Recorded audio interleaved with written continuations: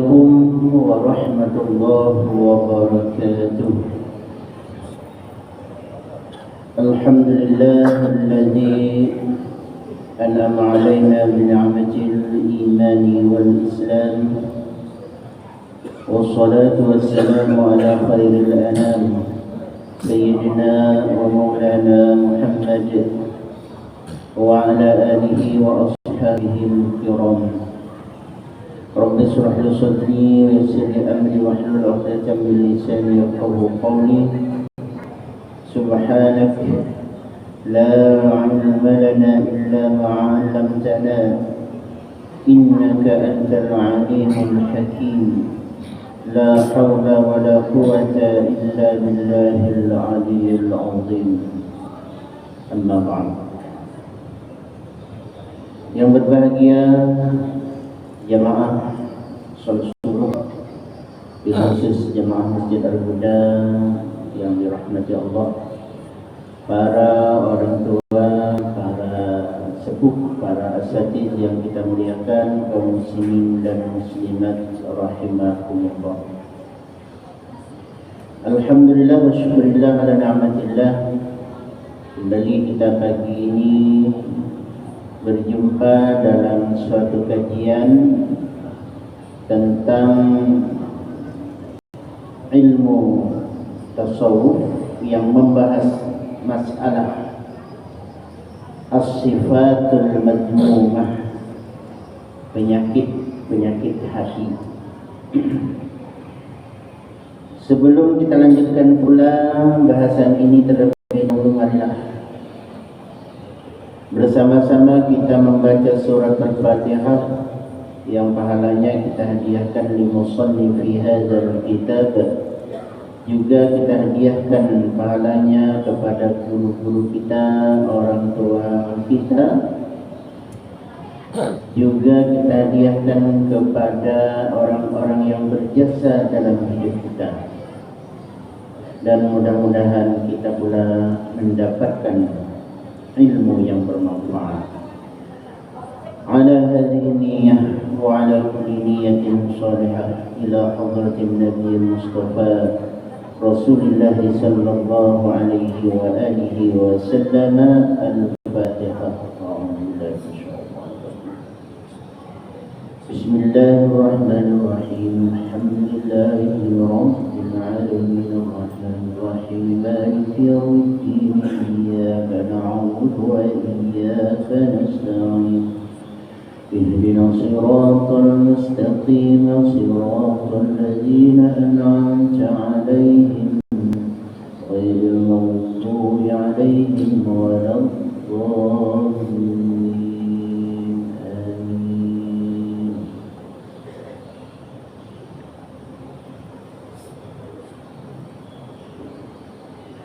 Bismillahirrahmanirrahim.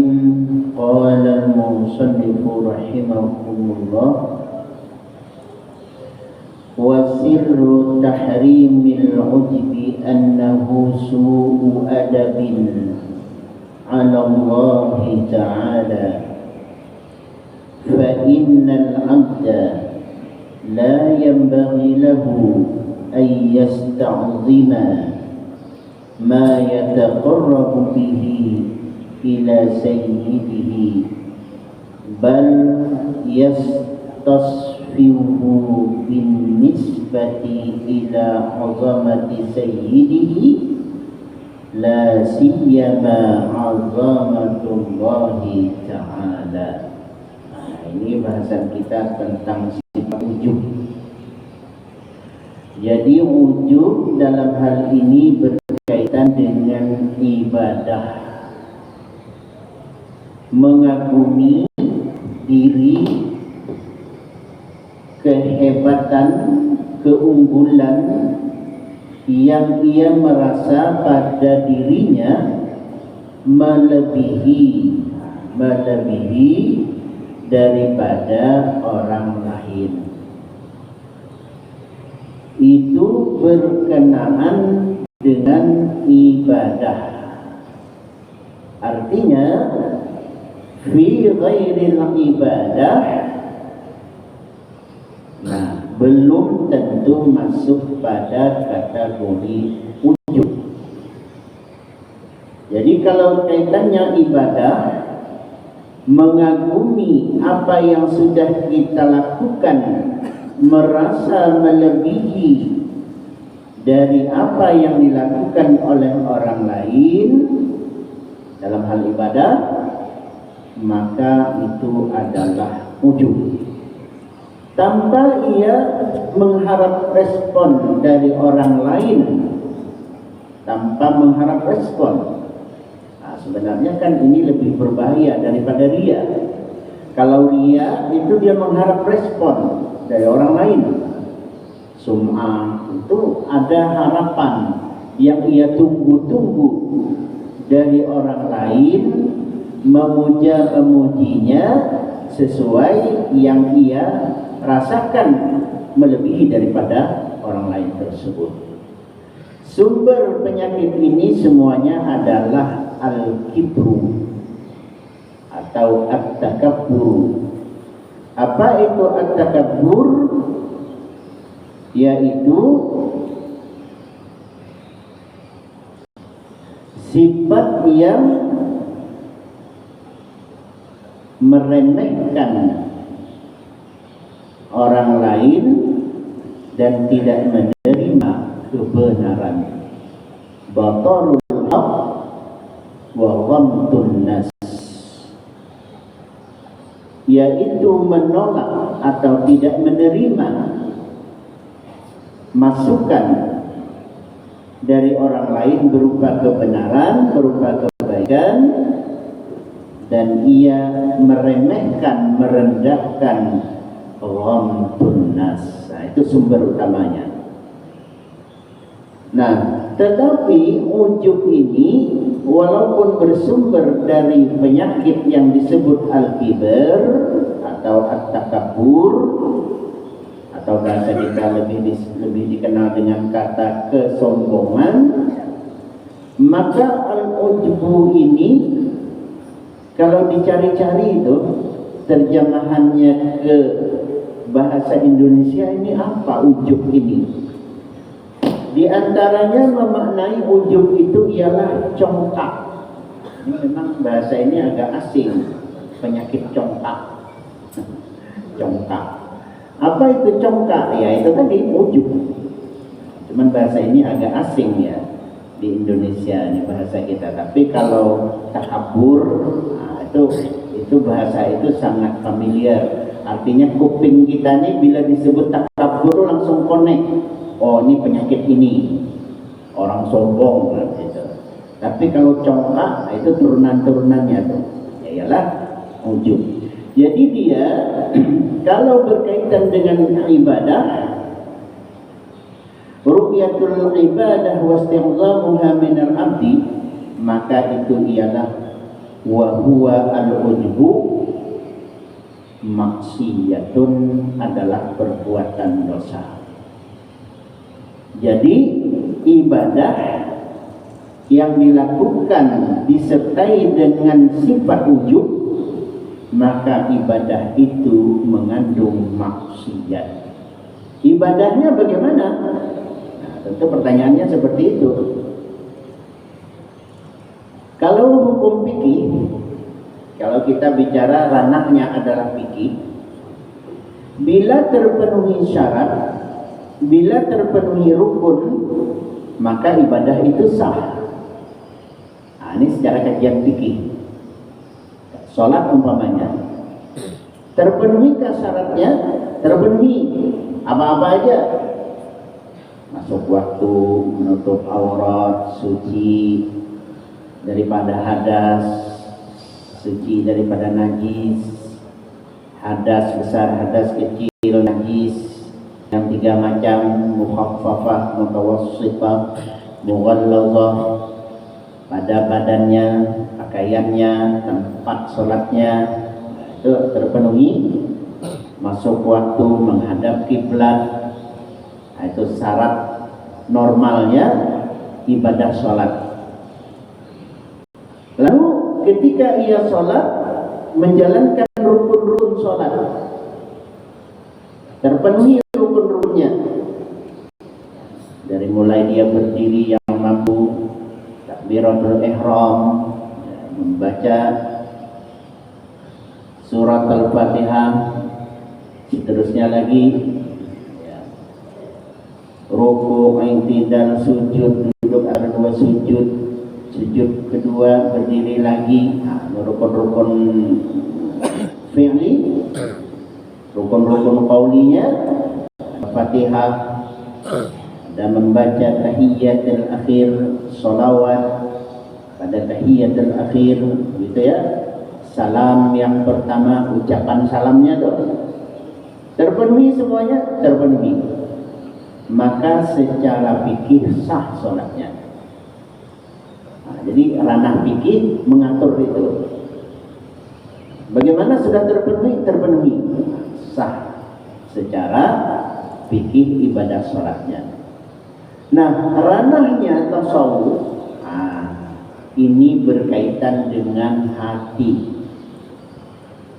Walaupun kita sudah memenuhi syarat secara kajian fikihnya dalam hal contoh ibadah sholat, tapi berkaitan dengan apa yang ada di hati ketika kita sholat itu, maka ibadahnya sah. Artinya dia telah menggugurkan kewajiban.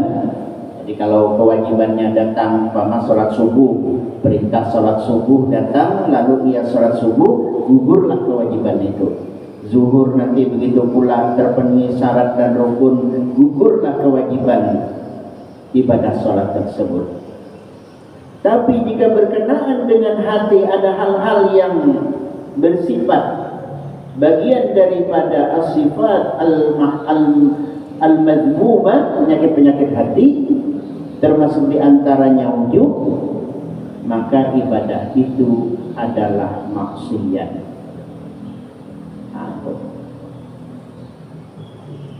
Jadi kalau orang-orang sufi, ini kita bicara orang-orang tasawuf, bila mereka melaksanakan satu contoh ialah ibadah sholat, ada di hati mereka itu rasa, ini apakah itu takabur, apakah riya, apakah ujub, apakah sum'ah, ada rasa itu, maka bagi mereka batal sholatnya. Jadi tambahannya itu, kalau ranah fikih tadi ya sah saja, selalu penuhi syarat rukun sah, begitu. Tapi tambahannya bagi orang-orang yang ranahnya adalah tasawuf, ada rasa itu sudah batal. Nah, maka oleh sebab itu kajian tasawuf ini dia berada pada posisi menjaga hati, kan, dari penyakit-penyakit hati, yaitu sifat-sifat al-madhmumah. Nah, makanya dalam runut bahasan kita ini, kitab ini membahas sifat-sifat tercela dulu, baru nanti di belakangnya sifat-sifat terpuji. Kenapa kira-kira tuh? Secara sederhananya, mendeteksi penyakit itu diutamakan daripada yang ada di dalam tubuh kita ini aman dari penyakit. Kalau sifat mahmudah kan itu aman dari penyakit. Peribahasanya tidak tahu pun tidak ada masalah kan. Padahal ada umpamanya. Padahal sifat-sifat mahmudah itu sudah tertanam dalam diri kita. Cuman kalau ditanya ini sifat apa namanya, kita tidak bisa jawab. Dalam prakteknya sudah, tapi namanya apa kita tidak tahu. Nah, ini aman aja. Jadi artinya walaupun kita tidak tahu bahwa ini adalah sifat-sifat terpuji, tapi sudah kita jalankan dalam praktek kehidupan keseharian kita, nah itu sudah aman. Artinya tidak tahu pun tidak masalah. Oh, ini sifat mahmudah namanya adalah, katakan namanya adalah tawadhu, katakanlah seperti itu. Kita tidak tahu ini kalau perilaku seperti ini namanya tawadhu, rendah hati. Kita tidak tahu itu, cuman dalam prakteknya sudah. Nah, itu. Dan ini aman. Tapi kalau penyakit, nah ini makanya kan harus didiagnosa ya bahasa ininya ya. Harus dideteksi apakah ini penyakit apa tidak. Wah, kalau penyakit bagaimana? Ya harus ditangani. Nah, maka bahasan di sini dari beberapa pertemuan ini penyakit. Ya, penyakit sampai kepada hari ini kita bahas ialah masalah ujub. Jadi ujub itu kalau berkaitan dengan ibadah itu penyakit. Tetapi jika berkenaan bi ghairil ibadah, ya, yang tidak ada kena-mengena dengan ibadah, itu tidak termasuk perbuatan maksiat. Umpamanya kita punya satu karya, apa karya kita? Ada temuan yang orang lain belum menemukannya, jadi kita itu punya hak cipta lah namanya ya, hak cipta.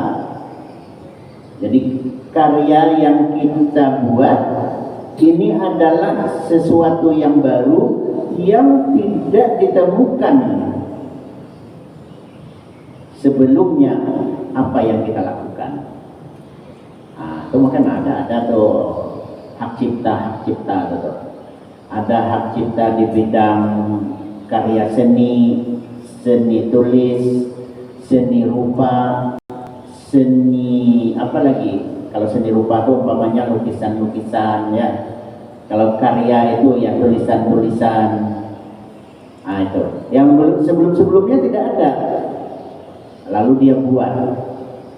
Nah, atau dalam hal karya dalam dunia konstruksi. Nah, itu kan tidak ada kena-mengena dengan ibadah.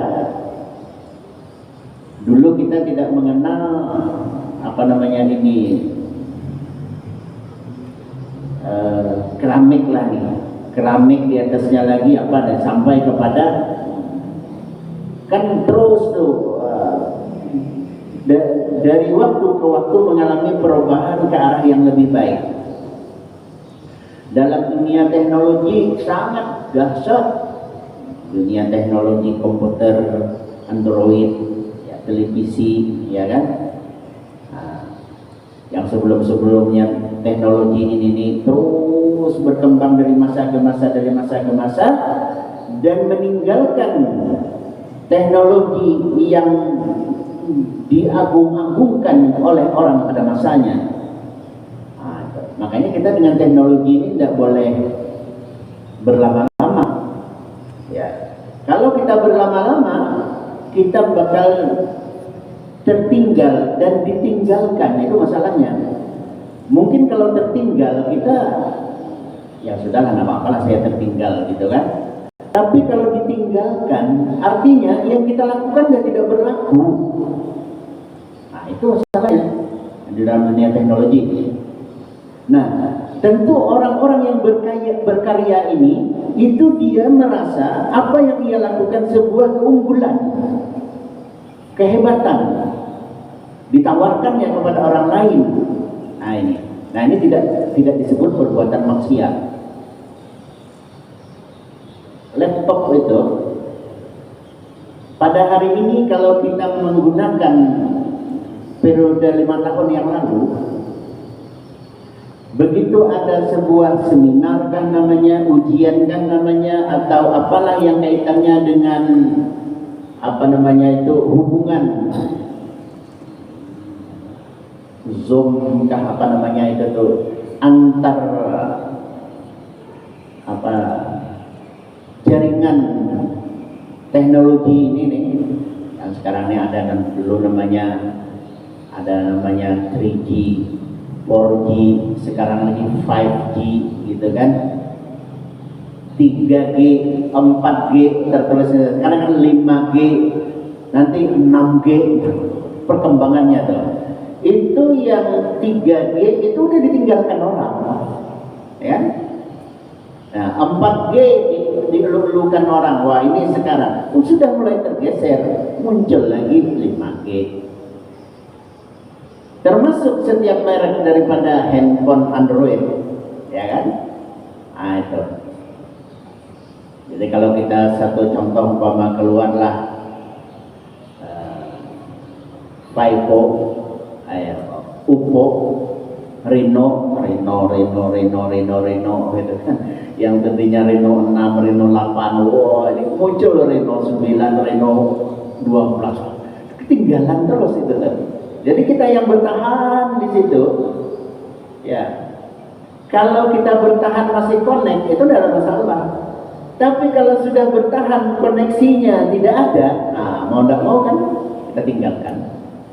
Nah, itu kayak orang ujian tadi itu, laptop yang zaman 5 tahun yang lalu digunakan dalam suatu forum ujian itu tidak punya koneksi lagi, dia harus laptop terbaru dengan versi ini. Nah, itu baru bisa. Laptop kita tadi itu udah langsung sampah udah. Nah, itu namanya kita ditinggalkan. Kalau tertinggal aja, umpamanya tertinggal merek, tertinggal model, tertinggal zaman, tapi masih connect dengan yang berlaku hari ini, aman-aman aja. Tapi kalau sudah tidak connect lagi, untuk apa? Tinggal dibuang. Kan gitu. Dulu Nokia gitu kan. Wah, itu udah ditinggalkan orang. Udah ada WA di situ, udah ada Facebook di situ, udah ada TikTok di situ, udah ada YouTube di situ, udah buang itu. Nah, yang bertahan di situ, ya seperti kisaran itu aja.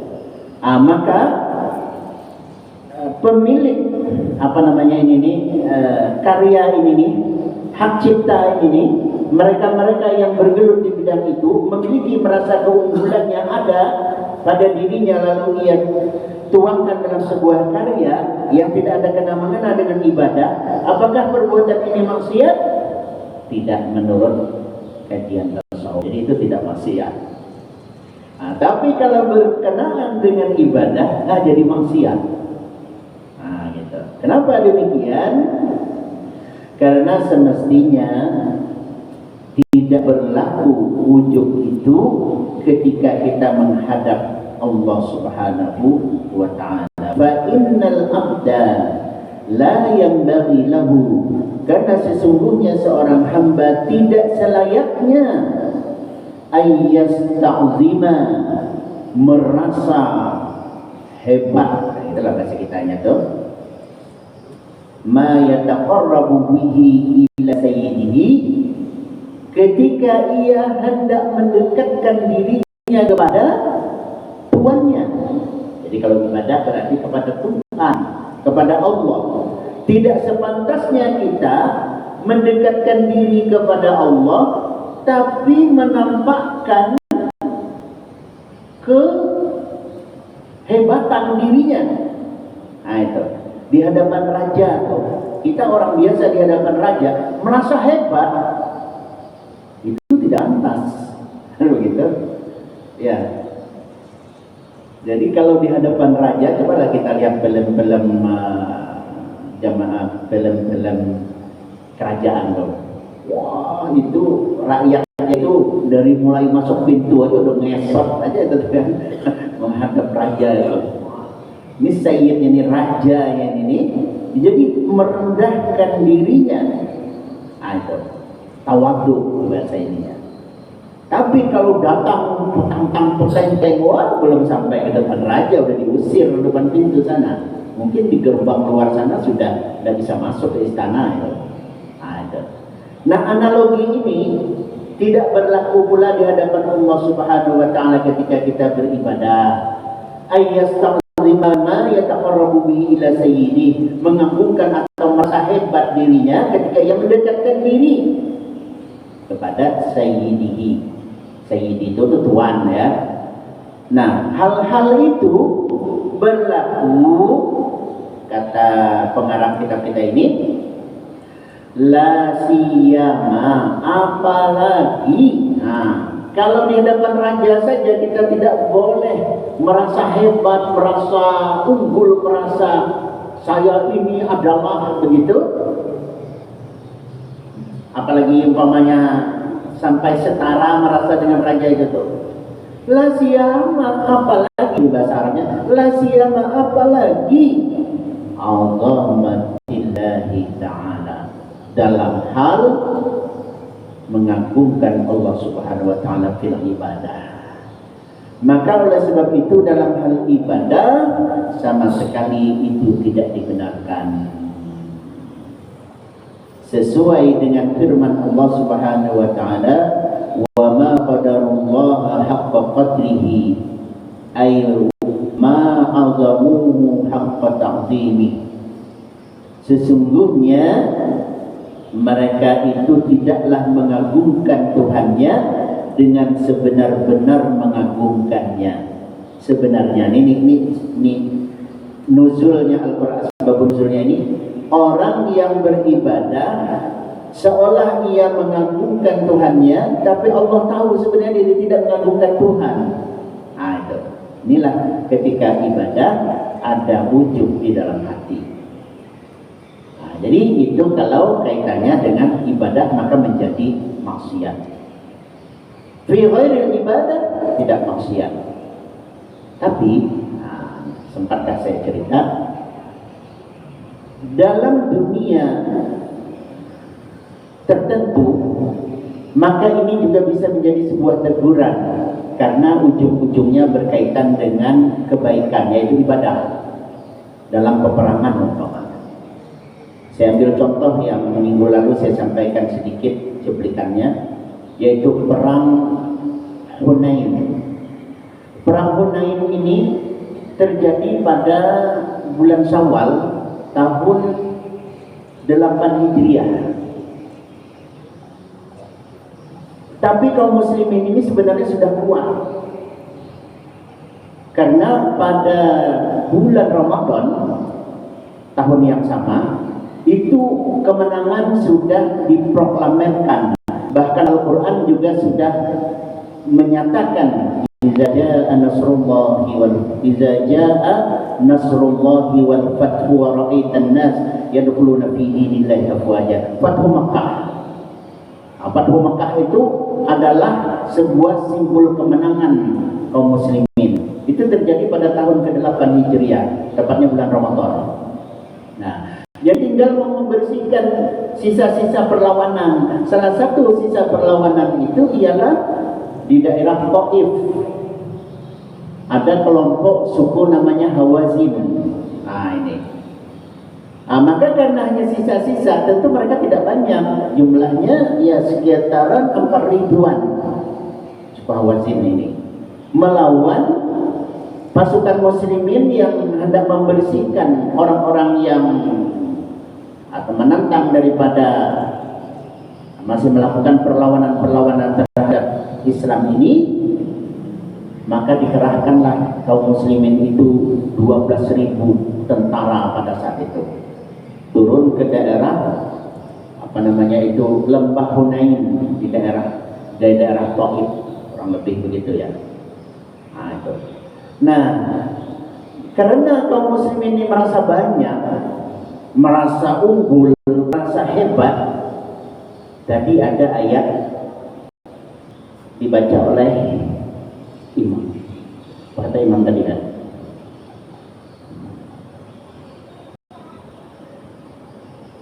bahwa kelompok yang sedikit itu belum tentu bisa dikalahkan. Ya. Itu artinya, walaupun mereka sedikit, ya, tapi yang sedikit ini bisa jadi menjadi pemenang. Tapi ada di situ biiznillah, dengan izin Allah.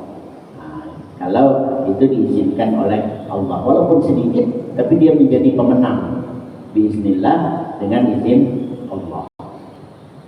Nah, jadi kaitannya dengan ayat ini dengan perang Hunain ini nih. Nah, juga disebutkan ya, ketika peperangan itu terjadi, Laqad nasarakumullahu fi mawatin katsirah. Allah telah menolong kalian di berbagai tempat sehingga peperangan menang. Ya, termasuk fi mawatin katsiratin, namun yauma hunaini iz a'jabatkum kasratukum. Pada ketika yaumal Hunain, perang Hunain, iz a'jabatkum kasratukum, kalian merasa ujub. Nah, a'jabatkum kasratukum, kalian merasa ujub karena jumlah kalian banyak. Nah, itu ternyata falam tughni ankum syai'a, jumlah yang banyak itu tidak memiliki arti apa-apa bagi kalian. Nah, itu makanya dalam perang Hunain itu sempat kalah itu, kucar-kacir kaum muslimin. Karena orang suku Hawazin ini, dia adalah, kalau dalam bahasa kita, mereka itu sniper, ahli tembak, sniper yang namanya itu, penembak itu. Masa itu senjatanya panah. Mereka adalah penembak jitu. Karena mereka penembak jitu, menguasai medan. Medannya apa? Lembah itu memang medan mereka. Ini lembah Hunain. Itu kalau kita umroh pergi ke situ tuh bisa lihat suasana itu. Di sebelah kiri kanannya itu gunung. Nah, di gunung ini mereka menghadang dengan pemanah yang profesional atau sniper, penembak itu. Lewat di situ kaum muslimin biar jumlahnya banyak. Begitu dihujani dengan panah-panah, kucar-kacir kaum muslimin dari itu. Nah, itu. Tapi terselamatkan karena mereka melindungi diri mereka dengan perisai. Tapi kucar-kacir terbagi-bagi yang kesamaan dan sebagainya. Ini menunjukkan bahwa iz'a jabatkum kasratukum badan ankum syai'a, kalian tidak apa-apanya jika pertolongan Allah itu tidak datang. Wa dhaqat 'alaikumul ardu bima rahubat, maka bumi itu terasa sempit bagi kalian. Summa wallaitum mudbirin, kalian itu berlarian. Jadi sempat kalah, artinya di perang Hunain itu sempat kucar-kacir. Tapi karena pemimpin perangnya Rasulullah, Rasulullah memiliki strategi yang tentunya luar biasa. Disatukan lagi kaum muslimin ini. Singkat cerita, kemenangan perang Hunain adalah dinodai sebelumnya oleh rasa ujub rasa ujub, ya, bangga diri, bangga kelompok. Ketika mereka merasa banyak, ya, ternyata banyak tidak menentukan kemenangan. Artinya apa? Bisa saja dalam kehidupan sehari-hari kita, jika tidak berkenaan dengan ibadah, hendaknya diminimalisir sifat-sifat itu, khawatir kalau itu menjadi wujub. Nah, itu. Tapi kalau ibadah jelas sudah dilarang. Tapi ghairil ibadah walaupun tidak dilarang, diminimalisir, khawatir nanti masuk ke ranah wujud. Nah, sekira itulah bahasan kita pada saat ini. Mudah-mudahan ada manfaatnya. Insya Allah penyakit hati yang berikutnya pada pertemuan yang berikutnya ialah al-istighal an uyubin nafsi bi uyubin nas. Apa pula itu? Sibuk memikirkan kekurangan orang lain tanpa memikirkan kekurangan dirinya sendiri. Penyakit hati lagi itu. Insya Allah pada pertemuan yang akan datang, kekurangan mohon maaf. Allahumma fiq lahu min tariq billahi taufiq wal hidayah. Wassalamualaikum warahmatullahi wabarakatuh. Bismillahirrahmanirrahim. Alhamdulillahil alamin. Wassalatu wassalamu ala asyrofil mursalin wa ala alihi washabihi ajma'in. Allahumma ja'alna ma'a hadza jam'an marhuma wa tafarraqna min ba'dihi tafarruqan ma'suma. Allahumma la taj'al fina wa la ma'ana ولا محروما. ربنا آتنا في الدنيا حسنة وفي الآخرة حسنة وقنا عذاب النار. صلى الله على سيدنا محمد وعلى آله وصحبه وسلم والحمد لله رب العالمين. تقبل الله منكم.